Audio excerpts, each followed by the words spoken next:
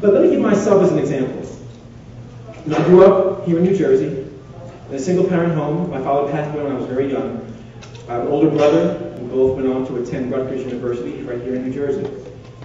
I was blessed to have attended Rutgers on both an academic and an athletic scholarship, both a track and field athlete, a high jumper and a long jumper. And by the grace of God, I made it into college, as my mother will attest. But suffice it to say that after years of being kind of average and kind of middle of the road and kind of struggling to just make ends meet, my mother worked 2 jobs to put me through college. And I figured the least that I could do, given all of the time and effort that she put into giving me the opportunity to go to college, the least I could do was take full advantage of the opportunity to be in college. And so 5 years later, it took me 5 years to finish college. I finished college with a 3.9 GPA. Wow.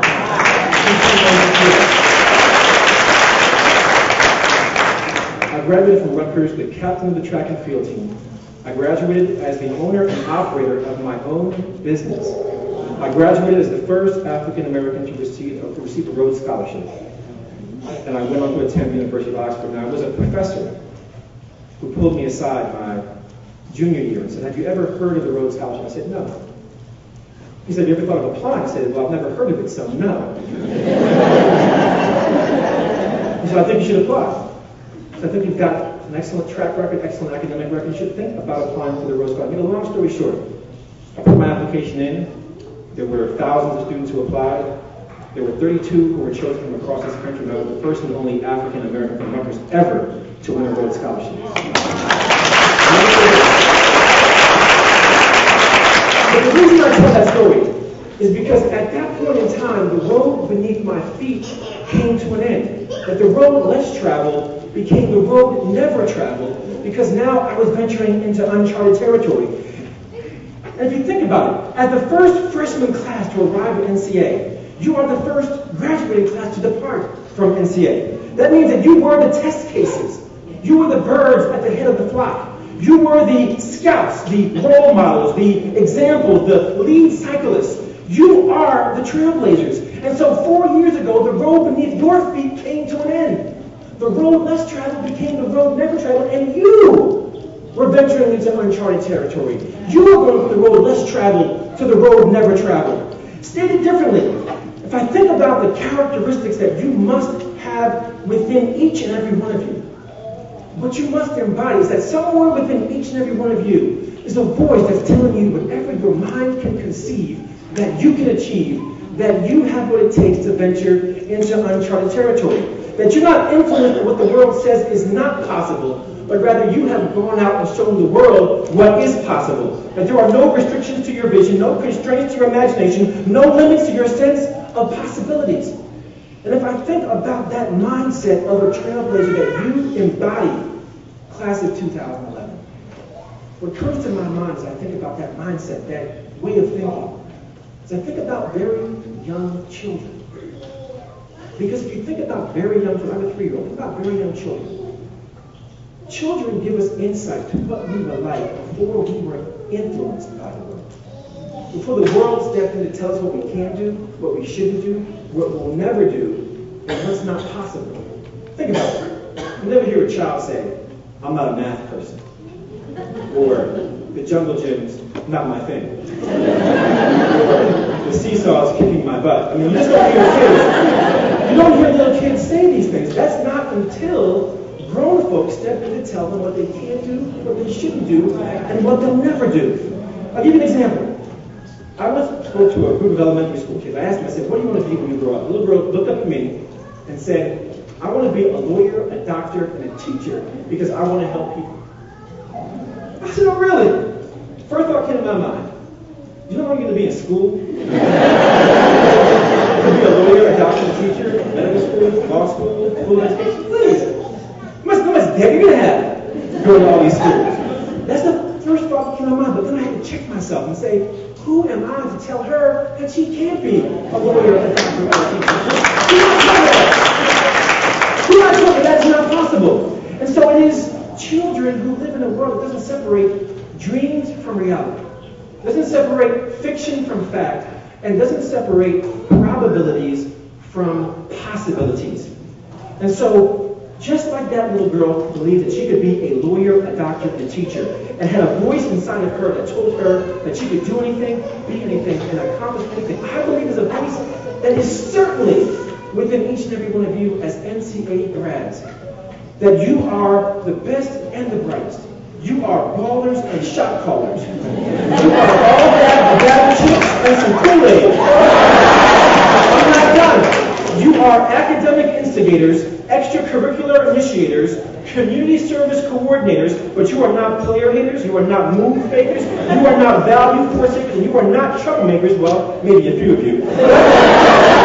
But you are trend originators, energy generators, opportunity takers, leadership activators, youth rejuvenators, anti-procrastinators, opportunity takers, leadership activators, accomplishment celebrators, butchers, bakers, and candlestick makers. You have to do that too.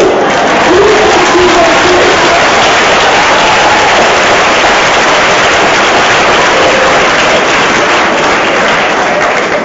So at this milestone in your lives, as we celebrate you for being the trailblazers that you are, all I'm asking you to do, and what I've heard, in fact, over and over and over again from the other founders, all I'm saying is there's a voice that I believe lives in all of us, or at least once lived in all of us, that told us we could be anything and do anything.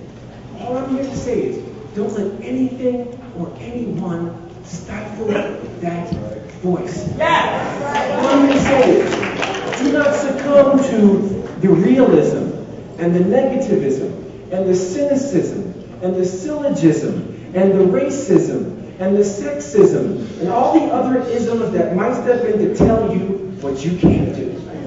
That your experience at NCA as trailblazers, as the first graduating class, as the first freshman class, as the trailblazers of NCA in 2011, that all I'm here to say is that you have already shown us that that voice lives inside of you. Just don't lose that voice. Just don't lose that voice. Let me wrap this up. I want to give you two quotes that I believe summarize my message. The first quote: failure is one day meeting the man or woman you could have been. The second quote, which we'll all appreciate: you are never old until your regrets outnumber your dreams. I'm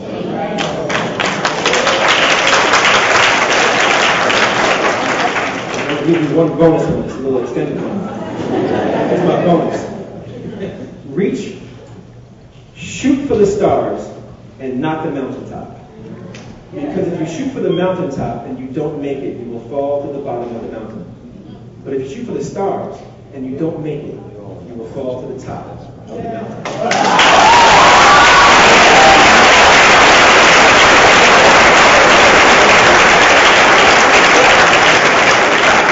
So I say to you graduates, I challenge you graduates to ask yourselves, what are your hopes? What are your dreams? What are your aspirations? And what would they be? What are they if we were to remove any inhibitions, any circumstances, any ideas about what you can't do, what you shouldn't do, or what you believe is not possible?